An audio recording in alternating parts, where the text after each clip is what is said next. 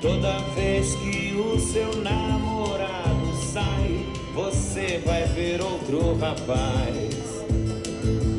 Olha, todo mundo está comentando, seu cartaz está aumentando. Moça linda, por favor, guarde todo esse amor pra um rapaz. Está no ar o Zona Multicor, recheado de muita diversidade, informação e muito close certo, que a gente merece, né? Em uma sociedade que valoriza a juventude, envelhecer é motivo de preconceito. Ser transexual, lésbica, bissexual ou gay pode ser um desafio ainda maior. Hoje vamos conversar sobre o envelhecimento da população LGBTI+. Mostrar os desafios, conquistas e a realidade de quem luta, se diverte e abre tantas trilhas. A polícia ia para o Largo do Arouche e gritava: quem for viado vai entrando, com a porta da viatura aberta. E colocava o pessoal que saía da boate tudo lá dentro, só por ser gay, não por ter uma posição contrária à ditadura. Jovens homossexuais brasileiros, por exemplo, acham que tudo isso caiu do céu. Ficam pasmos em saber que houve uma história. Existia o gay antes, que era entendido, aliás, né? E foi abrindo as portas para hoje eu estar aqui com uma boate, para vocês estarem com um programa, para o Félix beijar o namorado dele na novela. Foi tudo uma conquista, e essa conquista vem de muitos anos. E é com muita honra que nós recebemos hoje, para esse papo sensacional, a Cioli Neto, da coordenação do Instituto Boa Vista. Seja bem-vindo. Muito obrigado. Ivonete Melo, presidente do Sindicato dos Artistas, né? E técnicos? E técnicos, exatamente. E nossa amiga Morgana, ativista e artesã também. Gratidão. Obrigado por ter vindo. O número de pessoas acima dos 60 anos no Brasil aumentou 50% em uma década, segundo dados do IBGE. Se envelhecer no Brasil não é fácil, imagina para quem é LGBTI+. As dificuldades aumentam com o passar do tempo e é por isso que esse tema é tão importante e tão necessário para o fortalecimento da nossa luta. Como que se deu, né, o entendimento da sexualidade de vocês e como que foi a reação da família de vocês? Enfim, como que se deu esse entendimento? No caso do lado materno, era uma coisa muito declarada, as pessoas falavam mesmo contra, tal, né? E no caso do lado paterno, era uma coisa tão forte que a coisa não era nem citada. Eu sempre me vi como algo diferente do que era esperado, ou seja, o menininho, mas eu não me via como menininho, né? Especialmente naquela década de 60, onde se usava, 50, 60, onde se usava muito marcador, né? Uhum.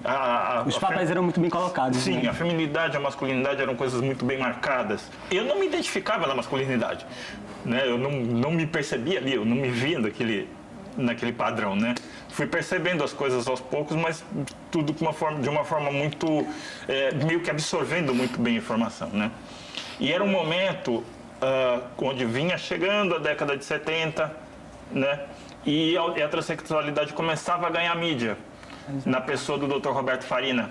Foi um dos primeiros médicos a fazer cirurgias de transgenitalização e a colocar a transexualidade na mídia, aparecer em programas, enfim, falar a respeito. Onde eu comecei a entender, mesmo criança, eu olhava aquilo e eu começava a entender, é isso aqui que eu sou. Entendeu? E quanto mais eu entendia e sabedora do preconceito à minha volta, mais medo eu tinha. Muito medo. De que entendessem que eu não era o menininho padrão, né?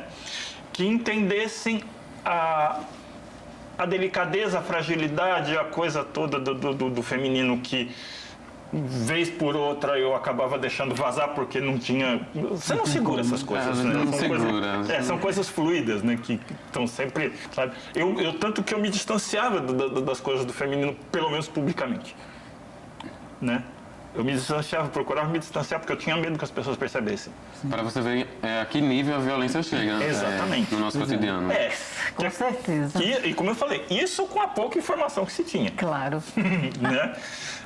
Eu estava aqui pensando exatamente, fazendo uma reflexão em relação ao tema, porque eu não me vejo num momento diferente do que eu sou até hoje. Uhum. Entende?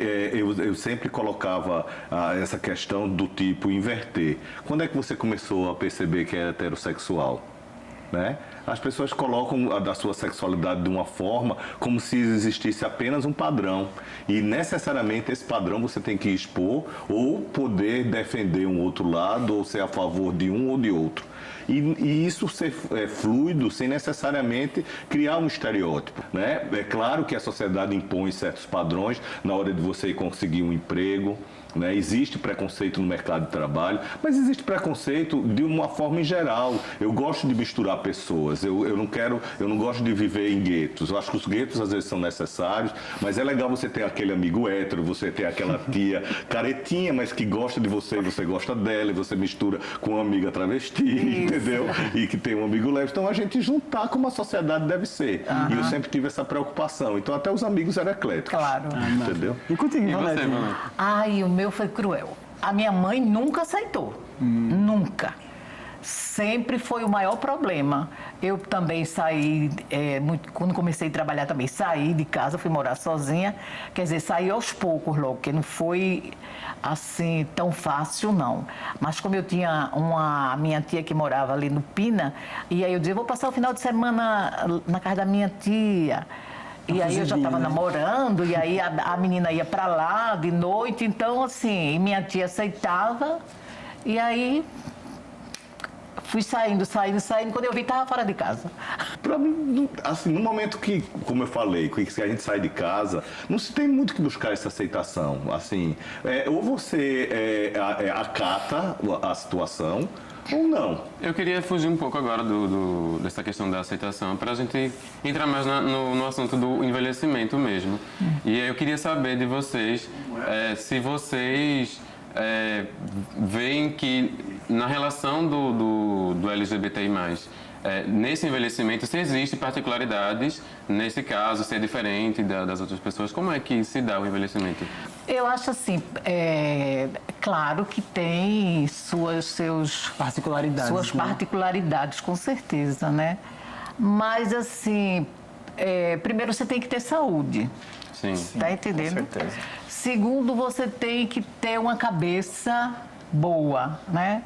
Terceiro, você tem que fazer parte de alguma coisa que seja social, cultural, artística, sexual, porque isso influi e contribui, tá entendendo? E por último, eu acho que é você querer mesmo, estar disposta, tá entendendo? A continuar com a vida que você abraçou, que você assumiu.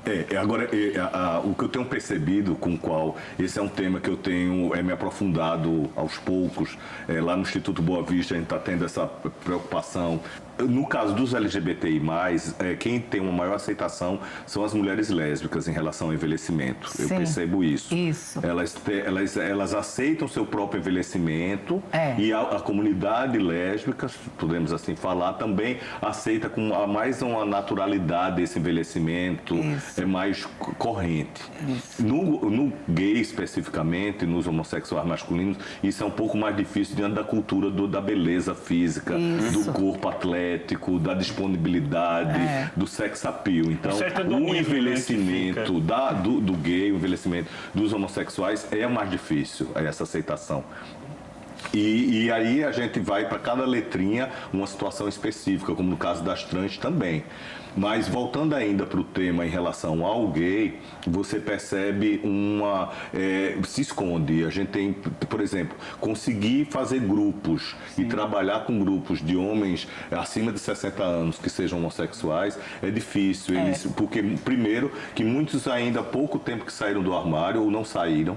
Eu acredito que a geração que vai vir, que está hoje com 50, a minha geração e a geração anterior à minha, você vai encontrar mais adiante uma maior facilidade de diálogo e de visibilidade. Mas a geração hoje, aqueles que estão com mais de 60, 70, eles tendem a se esconder, a palavra talvez não seja se esconder, mas talvez se retrair. Para as trans acaba ficando um pouco mais complicado. Eu posso citar o meu caso, por exemplo, eu estou com 50, eu vou fazer 55, né? 55 incompletos, podemos dizer assim. Estou alijado do mercado de trabalho formal já faz algum tempo, né? Praticamente não digo desde que eu fiz a transição, eu consegui levar a transição, durante a transição e trabalho ainda por algum tempo, né? Mas já faz um tempinho que estou, né? Tive que, enfim, ir aprendendo e desenvolvendo dons, né? Que é onde entram todas as habilidades aí com as quais eu me apresento, né? Artesã, oraculista, terapeuta holística, instrutora de defesa pessoal e todo esse tipo de coisa, para ultimamente mal conseguir comer. O lado financeiro, para todas as faixas etárias, é um determinante, né? Uma coisa que é meio que o motor para muitas outras coisas, para a pessoa que vai chegando na terceira idade, né? Há um estudo que diz, inclusive, que envelhecer empobrece. Sim. Que você Entendeu? acaba Porque, gastando mais, até porque, se você for pensar, fica muito mais caro o plano de saúde. Sim. Junta aí com remédios que têm que ser tomados. Né? A capacidade produtiva diminui para poder aumentar a renda. Como é a relação assim de vocês com essa geração mais nova do movimento LGBT? Eu adoro sair só com eles, tá entendendo? Adoro. Vamos marcar disso aí, tomar uma cerveja. Então. Eu não saio, raramente você vai me ver com uma mulher. Agora, festa, assim, qualquer coisa que eu levo a minha namorada, aí tudo bem. Mas pra fazer uma farrinha pra esse outro, eu só saio com eles. Olha, sempre existe a relação com os mais jovens, né? Claro. Bom, eu particularmente já namorei alguns, né?